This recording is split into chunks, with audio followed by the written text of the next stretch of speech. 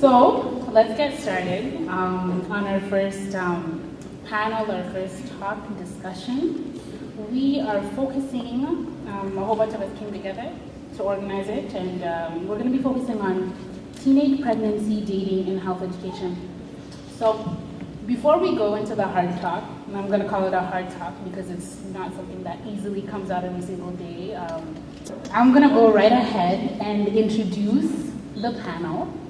It's our pleasure to bring this topic of teenage pregnancy, dating, and health education to the table.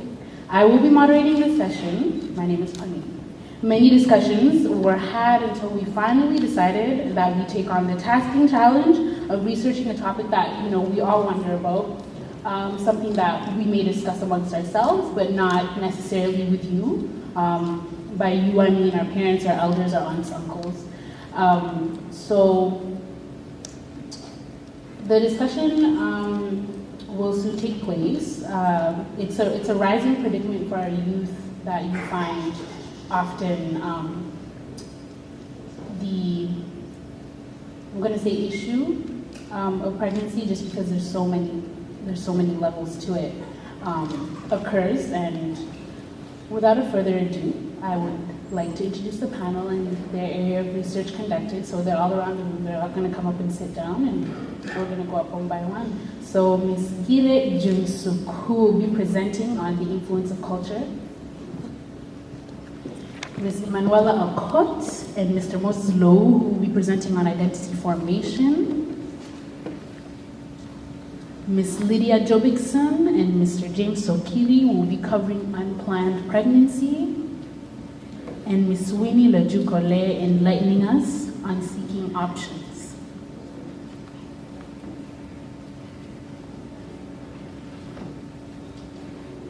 And after everyone's through later on, I will introduce one more speaker.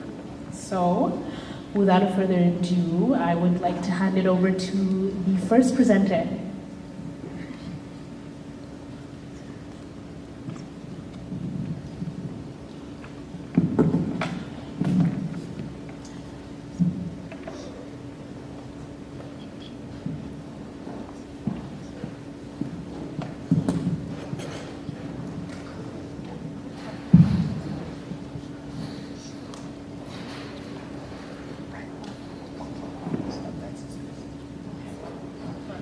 Sorry.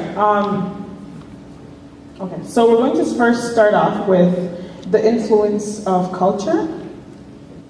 Okay, so I'm covering this section on the influence of culture and how culture plays a role in regards to sexuality, and we're going to first look at the Kuku culture. So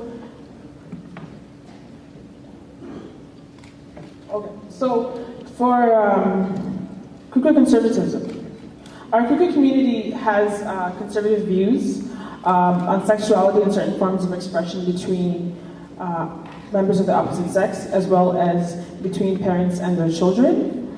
Culturally, men and women often keep a safe distance between each other, or keep a distance between each other, especially those who are not tied to them through blood or marriage.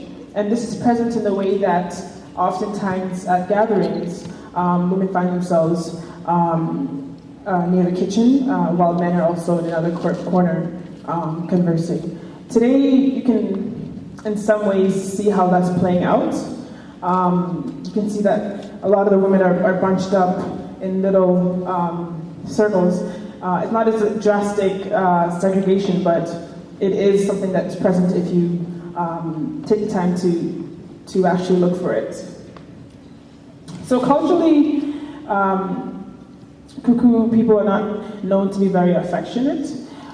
They often display their love through other ways, such as providing, disciplining, protecting, and spending time with their children. And when and if they choose to be affectionate, it's oftentimes when the children have not reached puberty.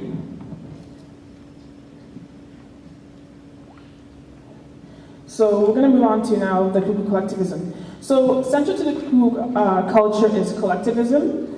It's the organizing principle of pre-industrial African societies, and it is through kinship that one is recognized as a person, and it's through kinship that one gains a sense of respect in the community by fulfilling their duties to the community. Okay. So this is affirmed by Ahanatu's assertion that a great deal of social learning in African societies was about one's duties to others and situations in which these duties were owed. So kinship and collectivism is central to, or it's an organizing principle of Kuku community, and oftentimes decisions we make are informed by the duties that we have to each other, to the members of our family, as well as to members of our community. And these obligations or these duties that we have also extend to romantic relationships as well as sexuality. And in the Kuku community, children are seen but not heard, as my mother would say. So within African societies, sexual activity is often regarded as something that's only acceptable if it's done for the means of reproduction. If it's done for the means of reproduction, but only something that is appropriate for people who are married. So although there existed occasions where people could observe and converse, all were aware that the loss of virginity was considered a disaster, and mothers of girls understood that the reputation of their family was deeply involved in their daughter's premarital chastity. So acknowledging that the ridicule which results from family members and community members finding out about one's status in regards to their virginity puts pressure on youth to do whatever they can to make sure that this information is not disclosed, and that can lead to secrecy. So the Kuku conservative outlook on romantic relationships serves as a catalyst for secrecy. It can discourage youth from disclosing any information about any friendly or romantic relationships they may have, and disclosing this information to their parents can lead to, or is likely to involve the risk of a beating or an awkward lecture. So in regards to awkward moments, and the media as well, Western media is often bombarded by sexually suggestive content, and it's so pervasive that it makes it so imperative that parents also take the time to at least bring up the discussion, because it's not something that you can easily ignore. So conversations around sexuality rarely take place in African homes, and this in turn contributes to the awkwardness that arises when the conversation is ever initiated or when sexually suggestive content appears on TV. And the common understanding is that, as youth from the Kuku community or the Kuku culture, you would know what's wrong and what's right. And so it's so common sense that you don't have to be told. And that's where the issue of having this conversation comes from, because it is one of those, norms that does not need to be brought up, but based on how the community carries itself, it's something that's assumed and expected. So moving on to Western individualism, which also influences teen pregnancy. So, Western cultures, on the other hand, unlike Kuku culture, not to say that we're not diverse, are big on individualism and displays of affection. So, intimate interactions between male and females are embraced. In addition to providing and protecting, love is displayed through hugs and kisses, even as children grow up into adulthood. And individualism helps to foster attitudes and decisions that are made without the thought of how others will be affected. And so, unlike the Kuku culture, which is very organized around kinship and collectivism, with Western individualism, it's about me. It's about what I want. But with the Kuku culture, it's about, is this respectful for my family? How will this impact me in the long run? And there are consequences of these things that help to discourage youth from engaging in these things to an extent. Okay. So, in regards to the media plays a very big role in how it, for example, glorifies sex and relationships, and it's often presenting very inaccurate information. It often does not portray the negative or very impactful consequences that can ensue from jumping into such activities without being informed. So the Western media is a powerful industry, as I mentioned, which many consumers look to as a way to be educated or be informed. But as I mentioned earlier, it's very misleading. It can be very misleading. The American Academy of Pediatrics has mentioned or has maintained that representations of sexuality in the media may influence sexual behavior.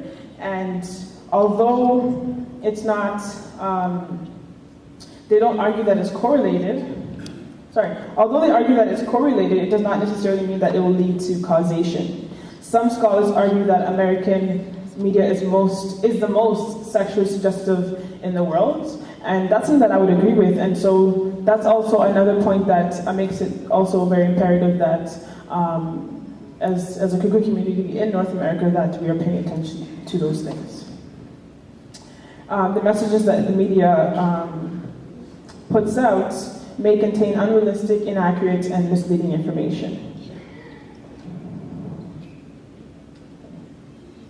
Okay, so in regards to sex education, in 2004, a report found that that the media far outranked parents or schools as a source of information about birth control, and the media often portrays emotional side effects such as guilt and disappointment, but does not shed light or enough light on the often physical risks such as pregnancy or STDs. And they do not depict the consequences of sexual behavior, and that is troubling given that many Kuku parents leave it merely to schools to take the responsibility of educating their parents on these topics. So Western lifestyles encourage Kuku youth to subscribe to individualism and influence them to view their sexuality as their choice rather than as the choice or something that can be determined by their family and their community. And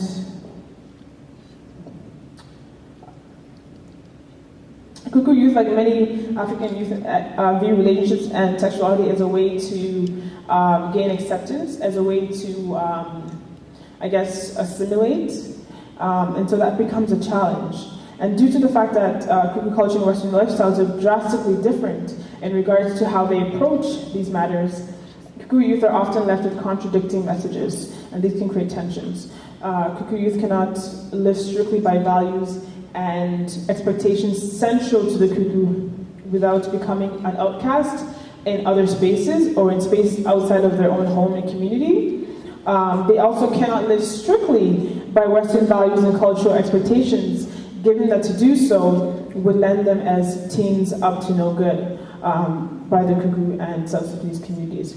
And also likely to be a sort of tension between the relationships that they have with their parents. So we have to have a solution, and like any proactive critic, we have to have a solution that is feasible. So the solution to reconciling the two drastically different cultural orientations is a compromise. So we must find a happy medium between the two cultural approaches to romantic relationships and sexuality. As Kuku, we cannot and should not dismiss our cultural perspectives on relationships and sexuality simply because we are residing in a geographical space that is not our homeland. But we should not also take Western cultural expectations completely or blindly. We must integrate the two cultural approaches or orientations by adopting and rejecting the things that interfere with our chances of building healthy relationships with our family members and community, as well as things that could threaten the health of our loved ones. And so, as awkward as it may be for some of you, and as frightening or uncomfortable as it may be, I think you should have the talk, or at least suggest it. Thank you. We're now going to move on to the next presenter. Thank you so much, Gideon, for that. So me and Moses will be presenting the identity formation. Okay. Growing up as a Kukutier in North America, growing up here, the kids are made to sometimes conform to the Western culture, and sometimes they have to pretty much split themselves in two. At school they act a certain way, and at home they act a certain way. At school they act the way that their friends act, and at home they act the way that their parents expect them to act. But when those two mediums come in together, sometimes it's hard for us to know what we're supposed to do. The pressures that are faced by children on a daily basis there's cultural pressures, there's pressures of education, and then there's pressures of your friends. With the cultural pressures, there's certain things that in our community and as Kuku children that we have to do that our parents expect us to do. For our educational pressures, we always have our parents telling us, oh, you have to be good in school, you have to make sure you get good grades, but sometimes we need help with that. You can't just expect us to get good grades, and then we may be struggling, but we're too scared to come and tell you that we're struggling because you guys already expect us to know what is in school. And then for our friends, we always have our American friends want us to come to a sleepover, but for me, growing up, my parents were always just like, I have to know who they are, I have to know their mom, I have to talk to them, I have to know where they live, and all of that. My friends, when they come over to my house, their parents are just like, oh, I'm gonna go to Emmanuel's house, that's it. But for my mom, it's a 2-3 day process before I can go stay at someone's house. So that's one of the things that we as kids have a pressure on. Our friends are always just like, well, how come you have to do this, or how come you have to call your mom once you get to my house? How come you have to call your mom once you get to the mall? That's a lot of stuff that our friends are always asking us, and that's one thing that we have a hard time dealing with because we have to follow your rules, and then also our friends are just like, well, I don't have to do that, and then we start thinking that way. And then developing an identity and sense of self, that one is kind of a two-way thing. For developing an identity, it's between the kids and the parents. You as our parents, you're the people that we look up to, because there's God and then there's you. At the end of the day, when we look at you, you guys are our examples. You guys are the people that we want to emulate. We want to be like you when we get older, or we want to at least make you proud when we get older. So you guys are in the process, involved in developing our identity. You guys are there to help us, but then it's also us. We have to work together with our parents to develop our identity. And then raising a child in North America, I know for the parents it's a struggle because you have to split yourself between work. Sometimes some parents have 2-3 jobs, sometimes maybe the ones who can do it have 4 or 5 jobs, who knows. But you guys have to split yourself between work. For the moms, you guys have to cook, you guys have to clean the house, you guys have to make sure the kids are to bed, you guys have to make sure that there's clothes and everything. So it's a struggle for both of you guys, and then also you guys have to worry about the Western culture. You guys have to worry about raising your kids with still the Kuku standards, but changing it so that it could be to the Western style. There's sometimes a bias towards the traditional teachings because some of the teachings might be old or it may be outdated, and some of the kids may not want to follow the teaching.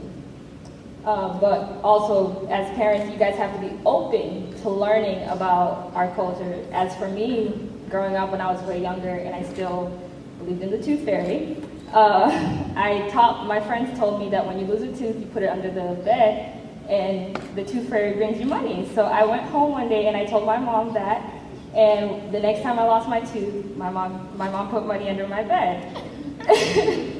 And that's a simple thing that we teach our parents, but then there's other things that might be hard saying, like Gita was saying, talking about sexuality and sex in the home. That's something that we as a community don't do, but it's something that needs to be done because you can't expect us as kids to learn it from school. The school does it's not their responsibility all the time. It also comes down on the parent. The roles in identity formation. As parents, we need to learn how to be less authoritarian. It's sort of like with the strict rules that you guys have. For me, I had a strict time to be at home. I had times to do homework and all that stuff. It was always that, Achane, you have to be here, Achane, you have to be there, you can't go here, you can't go here. And sometimes, as parents, you guys have to be more flexible with your time, and you guys have to be more open to letting us be a bit more free. And educating your kids on the customs, you have to talk to your kids, teach us, because we don't know, I don't know for sure. And I come to the conference to learn, and then I also talk to my mom about it, I talk to my aunts and uncles about it. Be more open to talking to us about our customs so that we can know. Because if you just tell us, well, this is how it is, why is it that way? You can't just tell us something and then you expect us, the kids, to just be like, oh, okay, well, I'm gonna do it just because mom and dad said so. We wanna also know, why do we have to follow these cultures? Why do we have to follow these rules or customs? And you have to be open to your kids. You can't just talk one way and then your kids can't answer back. It has to be a two-way conversation. We have to be dialoguing with each other constantly. And then reconciling the differences. As youth, we have to learn how to balance our culture with our conformity, and we also have to realize that our parents grew up a certain way. They grew up in Kajukeji, so that's what they know, that's what they were raised around. So sometimes it's hard when you're older to become flexible and to break your traditions. So us as the children also have to realize that our parents, they can't help it because that's the way they were raised. And then we also have to, when we do go to them and talk to them about certain things, you can't just go yelling, oh, mom, this is how it's supposed to be, that's what you're supposed to do. You have to talk to them in a respectful way and in a slow manner. And be myself, sometimes I have to learn that. I'm kind of hot peppered sometimes. So, and then you have to recognize and empathize with your parents, because they're struggling too. They're in a new country where they have to learn a new language, they have to learn a new way of life. Like, this is not what they're used to. So you have to understand and empathize